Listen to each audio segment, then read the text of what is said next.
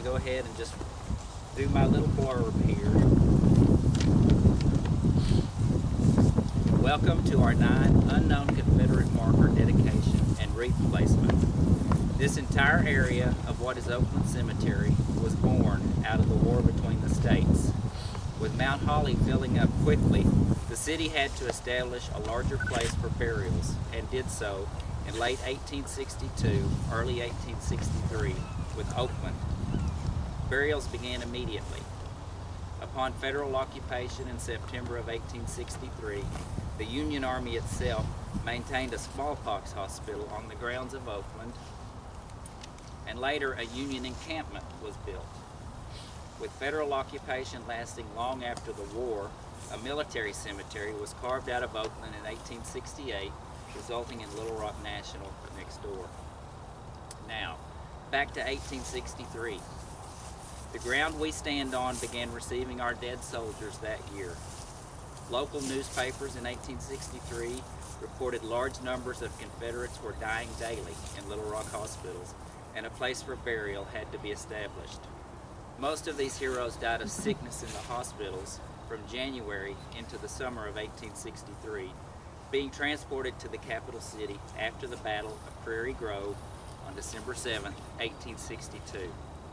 The Battle of Prairie Grove was indeed 157 years ago today. Let us give just a moment to pause in remembrance of the battle and the casualties suffered that day.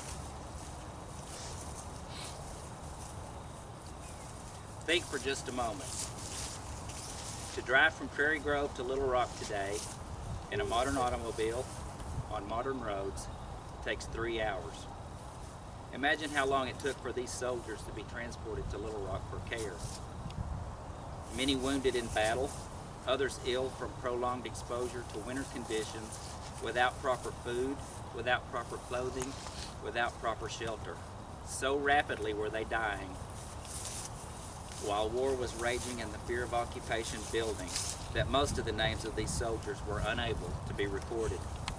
Causes of death ranged from battle wounds, consumption, fever, pneumonia, dysentery, and numerous other diseases. Sparse records noted a few names or other minor information, listing one soldier buried here to be only 15 years old. Through research of old Little Rock newspapers and military records on Fold 3, we now have the names of around 50 of these soldiers. And slowly, other names are being added. Recently, I found that one of these soldiers is my very own uncle, Reese Jefferson Kimbrell, 26th Arkansas Infantry, who died at Camp Rust in North Little Rock on March 15, 1863, at the age of 20 years old. Camp member Scotty Morrow recently discovered one of his own ancestors, Wilson Tucker, 36th Arkansas Infantry, who died April 7, 1863, also rests here. Kay Tatum, through her own research, discovered one of these men is her husband, fellow camp member John Tatum's ancestor. John Gormley, 16th Missouri Infantry, died of fever February 18, 1863. John is one of the few who were identified from the beginning and has a cenotaph stone which will receive a wreath that Kay sent for me to place today. The first time I visited this cemetery, my impression was that it seemed so vacant, in need of attention and love. The cemetery was not neglected, but it was forgotten.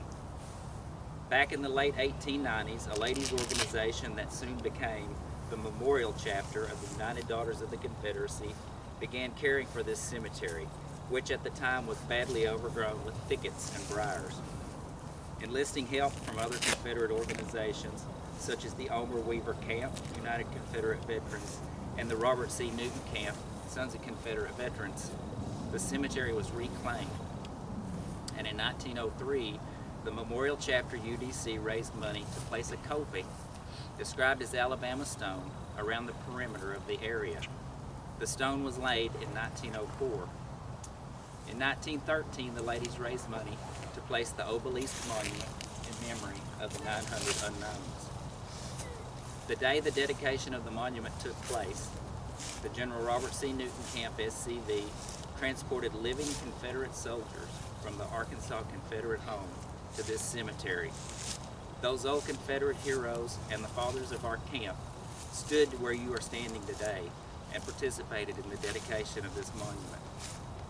Years later, the cemetery sexton deemed the coping around the perimeter to be in the way of maintaining the grounds. In other words, he was lazy, and the stone coping was removed and trashed somewhere in the back. Although through the years since, a few events and memorials were held here, nothing of any significance has taken place for many decades until recently. Back in July, I requested 9 marble unknown Confederate stones from the government as a first step to beautifying these Confederate grounds, 9 being 1 for each 100 known, as there would be no way to place 900 stones in this cemetery. The stones were denied because the government is satisfied that the 1913 UDC obelisk recognizes the 900. Not one to be deterred, and on a mission to reclaim, reinvest, and honor these forgotten men and boys, mindset was changed and other options explored. Back in old times, many headstones were made of wood. I had seen some in the Ozarks, and that led to research, ending with what you will see today.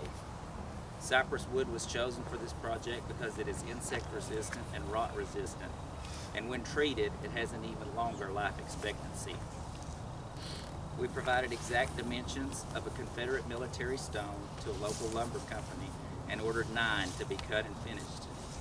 Upon receipt, a local company with a CNC router, Cache River Mill and Metal Works, and we have 2 representatives from them here today, carved the language into the markers. The markers received 3 treatments of linseed oil for sealing and added protection, and then they were planted in a semicircle around the obelisk where they stand as you see them today. All of this is done with the idea of honoring these soldiers who, though they did not die in battle, gave their young lives 156 years ago. Our goal is to bring their memories back into consciousness so they are truly not forgotten. If you will notice, everything here is done with symbolism in 9s. 9 for 900 unknown, 9 Cypress markers, 9 because Arkansas was the 9th state to secede and the 9th star on the Confederate flag. Not all of these interred here served in Arkansas regiments, but most did, and they all find rest under Arkansas soil. 9 crepe myrtles in front of the monument direct the spirits interred here out into eternity, while from the front of the cemetery, looking inward, they make the monument and the markers a central focus.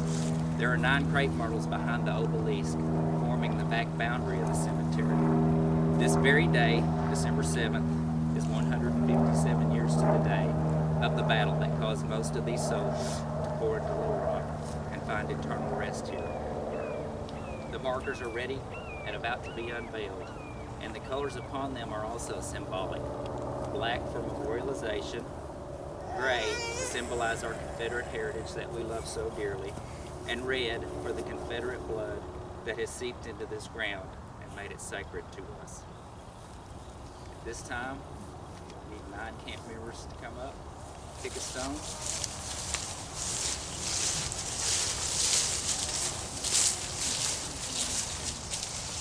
Alan, come pick one.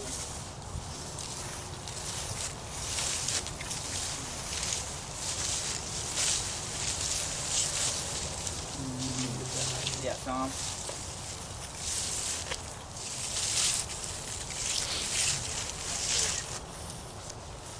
Everybody got one? All right, when I say so, just oh, we got one more. All right. Marty, are you sure you don't want to? All right. Marty owns the company that did the CNC routing on our stone. I'm going to give him a big hand. Yes, absolutely.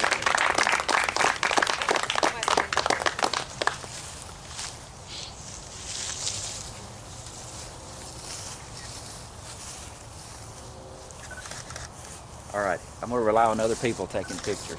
All right, you may unveil these beautiful works of art.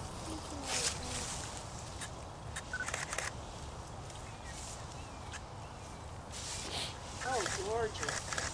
Aren't they beautiful?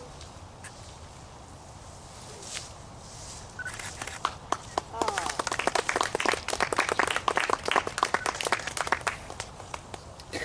Y'all are not going to find anything like this anywhere in the nation. It may start a trend, but it started here.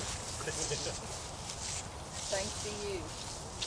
Yes. We just wanted them to be remembered, so we did what we had to do.